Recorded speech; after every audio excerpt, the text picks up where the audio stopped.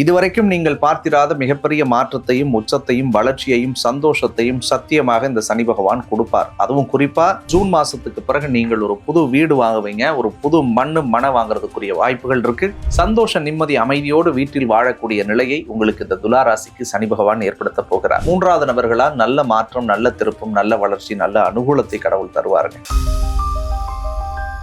சனிப்பெயர்ச்சி பலன்கள் 2026 நிகழ்ச்சிக்கு உங்களை அன்போடு வரவேற்கிறேன். நான் உங்கள் ஜோதிடர் அருண்குமார் பேசுகிறேன். நீண்ட நெடும் நாட்களுக்கு பிறகு ரெட்ரோ ஆன்மீகம் நேயர்கள் அனைவரையும் சந்திக்கிறதுல ரொம்ப ஒரு சந்தோஷம். சனிப்பெயர்ச்சி வாக்கிய கணித பஞ்சாங்கப்படி வரக்கூடிய மார்ச் மாதம் 6ஆம் தேதி காலையில 8:24 சனி பகவான் இப்பொழுது இருக்கக்கூடிய கும்ப ராசியிலிருந்து தன்னுடைய அடுத்த வீடான மகர ராசிக்கு பயிற்சி ஆகிறார். சனி பயிற்சி அப்படின்னு வந்துட்டாலே பொதுவா எல்லாருக்குமே ஒரு மிகப்பெரிய எதிர்பார்ப்பு இருக்கும். ஏன்னா நல்ல கிரகங்கள் பயிற்சி ஆகும் பொழுது இருக்கக்கூடிய எதிர்பார்ப்பை விட சனி பகவான் அப்படின்னு சொல்லக்கூடியவர் எல்லாருக்குமே ஒரு பெரிய பதட்டத்தையும் பயத்தையும் நமக்குள்ள ஏற்படுத்தி இருப்பார். அந்த சனி பயிற்சி வருது. ஏன்னா நவகிரகங்கள்ல ரொம்ப நீண்ட நெடும் நாட்களுக்கு இருந்து பயிற்சியா பலன் தரக்கூடியது சனி பகவான் தான். 2.5 வருட காலங்கள் அவர் இருக்க போறார். அப்படி மீன ராசியில குருவோட வீட்டுல சஞ்சரிக்கக்கூடிய சனி பகவான் என்ன மாதிரியான பலன்களை 12 ராசிக்காரர்களுக்கும் கொடுக்க போறார் அப்படின்றத தான் நம்ம இந்த வீடியோல பேச போறோம். அதுல பல ராசிக்காரர்களுக்கு 7.5 சனி முழுமையாக முடியுது, பல பேருக்கு 7.5 சனி தொடங்குது. அதே மாதிரி சில ராசிக்காரர்களுக்கு அர்த்தாஷ்டம சனி முடியுது, அதே மாதிரி கண்டக சனி, அஷ்டம சனி அப்படின்னு சொல்லி பல சனிகள் முடியுது. சில பேருக்கு தொடங்கக்கூடிய நிகழ்வும் நடக்க காத்திருக்கு. இந்த 7.5 சனி அப்படின்ற ஒரு மிகப்பெரிய கடல்ல மாட்டிக்கிட்டு தவிச்சு ஒரு பெரிய விடுதலையை அடையக்கூடிய ராசிக்காரர் யாருன்னு சொல்லி பார்த்தோம்னா மகர ராசிக்காரர்களுக்கு இந்த 7.5 சனி கம்ப்ளீட்டா முடியுது. ஸோ அதற்கடுத்தது அஷ்டம சனியில மாட்டிட்டு கஷ்டப்பட்டு இருந்த கடகராசிக்காரர்களுக்கு இறைவனுடைய அருளோடு இந்த அஷ்டம சனியினுடைய தாக்கங்கள் எல்லாம் அந்த மார்ச் 6 முடியுது. அர்த்தாஷ்டம சனியில ஒரு மிகப்பெரிய சூழலுக்குள்ள மாட்டிக்கிட்டு ஒரு 2.5 வருஷமா போராடின விருச்சிக ராசிக்காரர்களுக்கு அர்த்தாஷ்டம சனி முடியுது. இந்த சொன்ன 3 ராசிக்காரர்களுக்கு சனியினுடைய தாக்கமும் சனியோட பாதிப்பும் இவங்களுக்கு விடுபடுது. இதுல இருந்து ஒரு பெரிய நீண்ட ஒரு மன நிம்மதி, மன நிறைவை அடையக்கூடிய இடத்துக்கு இவர்கள் நகர்கிறார்கள். அதுக்கு அடுத்தது இந்த 7.5 சனி தொடங்கக்கூடிய ராசியா பார்க்கப்படக்கூடியது மேஷராசிக்காரர்களுக்கு 7.5 சனி ஆரம்பிக்குது. அஷ்டமத்து சனி சிம்ம ராசிக்காரர்களுக்கு அஷ்டம சனி தொடங்குது. அதற்கு அடுத்தது தனுசு ராசிக்காரர்களுக்கு அர்த்தாஷ்டமம் அப்படின்னு சொல்லக்கூடிய 4வது இடத்துல சனி தொடங்குது. ஸோ சொன்ன இந்த ஒரு 3 ராசிக்காரர்கள் கொஞ்சம் சின்ன சின்ன விஷயங்கள்ல நிதானமா இருக்கணும், கொஞ்சம் சின்ன சின்ன விஷயங்கள்ல பக்குவமா இருக்கணும். அதுக்காக 7.5 சனி வருதே, அஷ்டம சனி வருதே, அர்த்தாஷ்டம சனி வருதே, எங்களுக்கு எதுவுமே நல்லது நடக்காதா அப்படின்லாம் நீங்க யாரும் கவலைப்பட வேணாம். சனி பகவான் அமரக்கூடிய இடத்தை பொறுத்து, அவர் பார்க்கக்கூடிய இடத்தை பொறுத்து நிச்சயமாக மிகப்பெரிய நல்ல பலன்களையும் உங்கள் ராசிக்கு கொடுக்கறதுக்கு அவர் காத்திருக்காருங்க. அதுலயும் குறிப்பா சனி பயிற்சியான முதல் ஒரு வருஷம் உச்சம் பெற்ற குரு நேரடியா சனி பகவானை பார்க்கறதுனால உங்கள் வாழ்க்கையில் இருக்கக்கூடிய பலவிதமான சனி பகவானால் நீங்கள் அனுபவிச்சிருக்கக்கூடிய சிக்கல்கள் இருந்தும் அல்லது அவரிடத்தில் நீங்கள் பெற வேண்டிய பாக்கியங்களையும் அவர் கண்டிப்பாக கொடுக்க போறார். ஸோ 12 ராசிக்காரர்களுக்கு சனி எந்தெந்த மாதிரியான பலன்களை கொடுக்க போகுது அப்படின்றத இனி வரக்கூடிய ஒவ்வொரு வீடியோலையுமே உங்க கூட நான் பிரத்யேகமா பகிர்ந்துக்கு காத்திருக்கேன். ஸோ வாங்க ஏற்றுக்கொள்ள போகலாம். துலா ராசிக்காரர்களுக்கு இதுவரைக்கும் ராசிக்கு 5வது இடத்துல இருந்த சனி பகவான் தன்னுடைய அடுத்த வீடான 6ஆம் இடத்துல போய் மறைகிறார். துலா ராசிக்கு ஏற்கனவே 3வது வீடும் 6வது வீடும் குருவோட மறைவிட ஸ்தானம் தான். அந்த இடத்துல சனி பகவான் மறையிறது துலா ராசிக்கு ஒரு நல்ல விஷயம்தான். பொதுவாக சொல்லுவோம், கெட்டவன் கெட்டிடில் கிட்டிடும் ராஜயோகம்னு சொல்லி ஒரு பழமொழி இருக்கு. சனி பகவான் பாவ கிரகம் அப்படின்றது எல்லாரும் அறிந்த ஒரு விஷயம்தான்.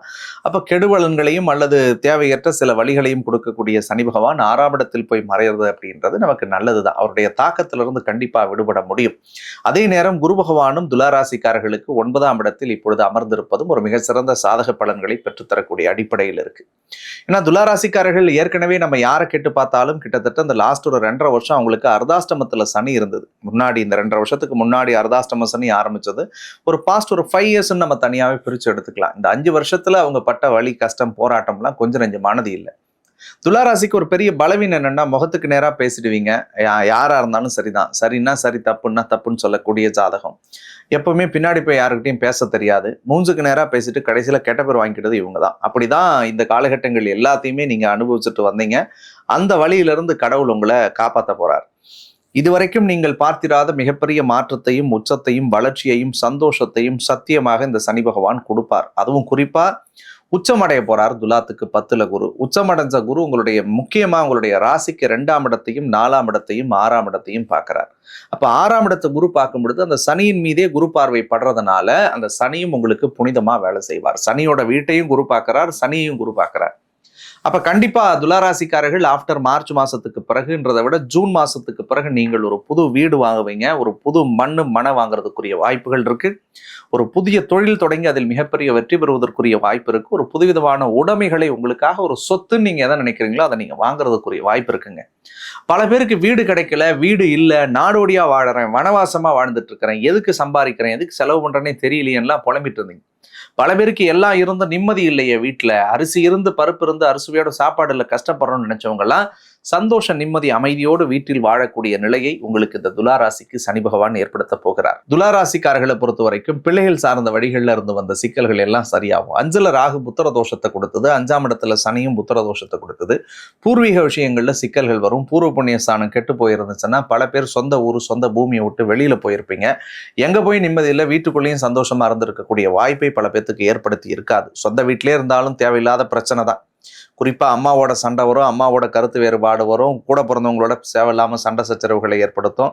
படுத்தா அந்த வீட்டில் நிம்மதியா தூங்க முடியாது, எங்கேயாவது கிளம்பி போயிடலாமான்ற எண்ணங்கள் மனதுக்குள்ள ஏற்படும். அப்ப எங்கேயும் நான் இருந்தேன், சந்தோஷமா இருந்தேன், தெளிவா இருந்தேன், நிம்மதியா இருந்தேன் அப்படின்னு சொல்லக்கூடிய அனுகூலத்தை இந்த ஜாதகமும் இந்த கிரகங்களும் உங்களுக்கு ஏற்படுத்தாமலே இருந்துட்டு இருந்தது. பட் அந்த கஷ்டங்கள் அத்தனையும் மாறும். உச்சமடையும் குரு பார்க்கும் பொழுது தாய் வழியிலிருந்து வந்த சிக்கல்கள் சரியாகவும் தாய்க்கும் பிள்ளைக்குமான உறவு அதிகரிக்கக்கூடியதாக இருக்கும். அதே மாதிரி ஒரு புதிய தன்னம்பிக்கை, புதிய தைரியம், புதிய தெம்பு உங்களுக்கு கடவுள் கொடுக்க போறார். 3வது நபர்களால் நல்ல மாற்றம், நல்ல திருப்பம், நல்ல வளர்ச்சி, நல்ல அனுகூலத்தை கடவுள் தருவாருங்க. அது மட்டும் இல்லாத குழந்தை பாக்கியத்தை எதிர்பார்த்து காத்திருந்த துளாராசிக்காரர்களுக்கு கடவுள் அருளோடு புத்திர பாக்கியம் இந்த காலகட்டங்களில் கிடைக்கும். பிள்ளைகளுக்கு ஏதாவது உடல் ரீதியா மன ரீதியான குறைபாடுகள் இருந்தாலும் கடவுளுடைய அருளோடு அது அத்தனையும் இறைவனுடைய ஆண்டவன் அருளோடு சரியாயிடும். ஏன்னா இந்த காலத்தெல்லாம் 5ல் சனிக்கு எது இருந்துச்சுன்னா, 5ல் சனி ராகு இருந்துச்சுன்னா உடல் உபாதைகள் வரும், பிள்ளைகளுக்கு மருத்துவ செலவு, அறுவை சிகிச்சை அல்லது வயசுக்கேற்ற வளர்ச்சி இல்லைன்னு சொல்லி பேரண்ட்ஸ் ரொம்ப ஃபீல் பண்ணுவீங்க. பட் அதெல்லாம் கவலையப்படாதீங்க. It's a temporary setback only. அது சரியாயிடும் மார்ச் 6க்கு பிறகு. 6ல் சனி வரார். பண விஷயத்துல கவனம், கடன் வாங்குறது கொடுக்கறதுல கவனம், அதில் ஜாகிரதையா இருங்க. எலும்பு நரம்பு சம்பந்தமான விஷயங்களை மட்டும் கொஞ்சம் ஜாகிரதையா பார்த்துக்கணும். 1000 நல்லது 6ல் சனி மறையுதுன்னு சொன்னாலும் உடல் ரீதியான விஷயங்களில் கொஞ்சம் கவனமா இருக்கணும். தேவையில்லாத மனப்பதட்டம், மனக்குழப்பங்கள் இந்த காலகட்டங்களில் வர்றதுக்கு வாய்ப்பு இருக்கு. அதில் கொஞ்சம் நிதானமா இருக்கணும்.